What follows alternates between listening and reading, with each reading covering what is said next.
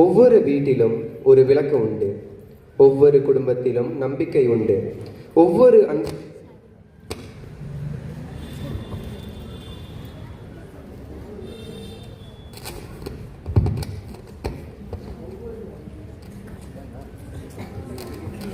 ஒவ்வொரு அன்பியத்திலும் ஜெபம் உண்டு. ஆனால் அன்பில்லா நம்பிக்கை வெறுமை, ஒற்றுமையில்லா ஜெபம் பலவீனம். இன்று நாம் காணப்போகும் இந்த நாடகம் வெளியில் உள்ள இருளை பற்றியதல்ல, நாம் பகிர வேண்டிய ஒளியை பற்றியது. பல விளக்குகள், ஒரே ஒளி.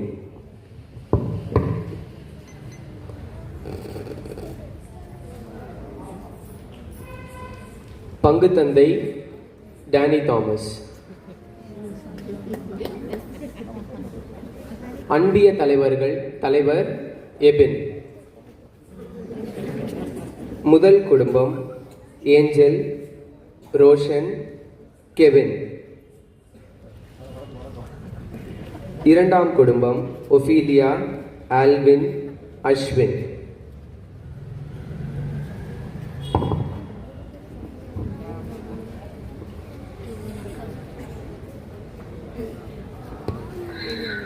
நாளன்னைக்கு வியாபார அன்னை அன்பியத்தில் அன்பிய கூட்டம் நடைபெற இருக்கிறது. அனைவரும் கட்டாயமாக வர வேண்டும்.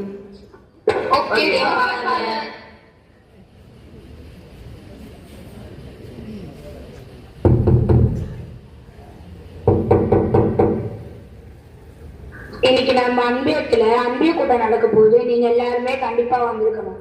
கண்டிப்பா வரணுமா? கண்டிப்பா வரணும். சரி, வரும். நம்ம வீட்டுல பிரேயர் மீட்டிங் நடக்கும் போது அவங்க யாரும் வரல, நம்ம மட்டும் அவங்க வீட்டுக்கு போகணுமா என்ன? நம்ம கஷ்டம் இல்லைக்குமா அவங்க துணைக்கு வரவே இல்லை, நம்ம அங்க போயே ஆகணுமா? சரி, ஃபாதர் கூப்பிட்டுருக்காரு, வேற வழி இல்ல, போய்தான் ஆகணும். போலாம்.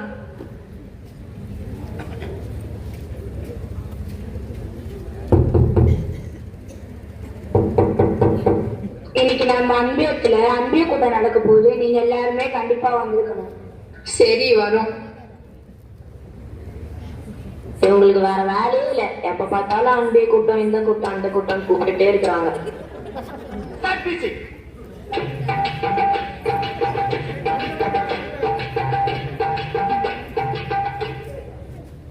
ஐயோ, இந்த குடும்பமா? இவங்க கூட அன்பிய கூட்டமா? சான்ஸே இல்ல. ஹே, நல்லா இருக்கீங்களா? சாப்பிட்டீங்களா? ஏன் இப்ப சாப்பிடலன்னா வாங்கியா தர போறாங்க? இப்ப பாரு, மனசுல நம்மளை பத்தி தப்பாதான் நினைப்பாங்க. சாப்பிட்டாங்க. நீங்க சாப்பிட்டீங்களா? சாப்பிட்டாங்க.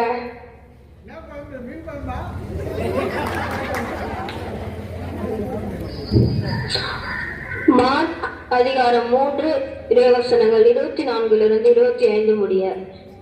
தனக்கு எதிராக தானே பிளவுபடும் எந்த அரசும் நிலைத்து நிற்க முடியாது. தனக்கு எதிராக தானே பிளவுபடும் எந்த வீடும் நிலைத்து நிற்க முடியாது. இது ஆண்டவர் வழங்கும் அருள் வாக்கு. ஒரு பாட்டு மூலமா அன்பிய கூட்டத்தை தொடங்குவோம். வானம் திறந்து பாடலாம். வேணாம், ஓ பரிசுத்த ஆவியை பாடலாம். எப்பவுமே அந்த பாட்டு தான் பாடுறோம், இப்ப இந்த பாட்டு பாடுவோமே. வேணாம், பரிசுத்த ஆவி பாட்டினாலே இந்த பாட்டு தான் பாடணும். சரி விடுங்க, நம்ம அன்பிய தலைவர்கிட்டே கேட்கலாம். நீங்களே ஒரு முடிவை சொல்லுங்க தலைவரே. பாட்டே வேண்டாம், ஸ்ட்ரெயிட்டா பிரேயருக்கே போவோம். தந்தை, மகன், தூய ஆவியாரின் பெயராலே ஆமேன். அன்புள்ள விண்ணக தந்தையே, உமது நாமம் மகிமைப்படுத்தப்படுக என்று எங்களுக்கு தந்த இந்த புதிய நாளுக்காக நன்றி செலுத்துகிறோம். எங்கள் குடும்பங்களையும் இந்த சமூகத்தையும் ஆசீர்வதியுங்கள்.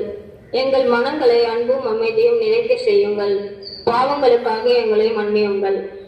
நாங்கள் ஒருவரை ஒருவர் மன்னித்து அன்போடு வாழ உதவுங்கள். எங்களை எல்லா தீமையிலிருந்தும் காத்து வழி நடத்துங்கள். இதையெல்லாம் இயேசு கிறிஸ்துவின் நாமத்தில் வேண்டுகிறோம். ஆமேன்.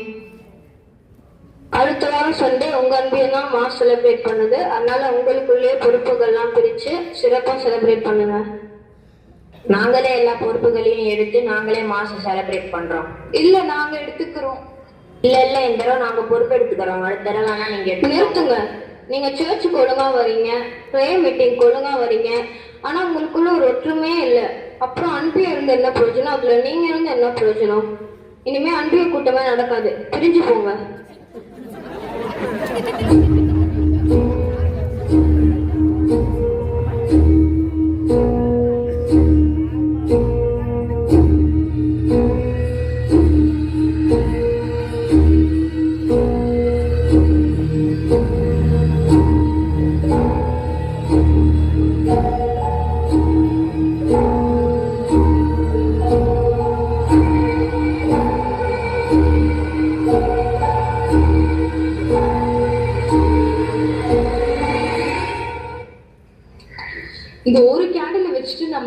இருட்டுல நடக்கவே முடியல.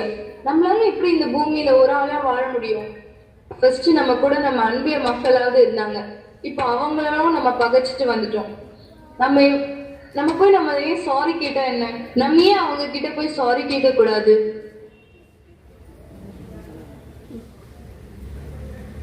நம்ம கிட்ட ஒற்றுமை இல்லையே தவிர நம்ம கிட்ட அவ்வளவு பெரிய பகையெல்லாம் இல்லை. நம்ம ஏன் திருப்பி போயிட்டு அவங்க கிட்ட சாரி கேட்டு நம்ம ஒன்னா சேரக்கூடாது?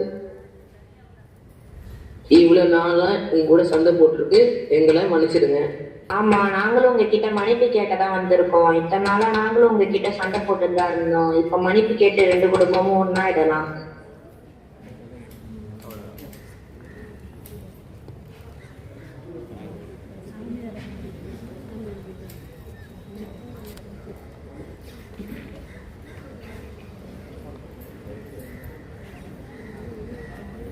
அன்பான குடும்பங்களே, அன்பியம் சுவர்களால் அல்ல, கிறிஸ்துவின் ஒன்றுபட்ட இதயங்களால் கட்டப்பட்டிருக்கிறது.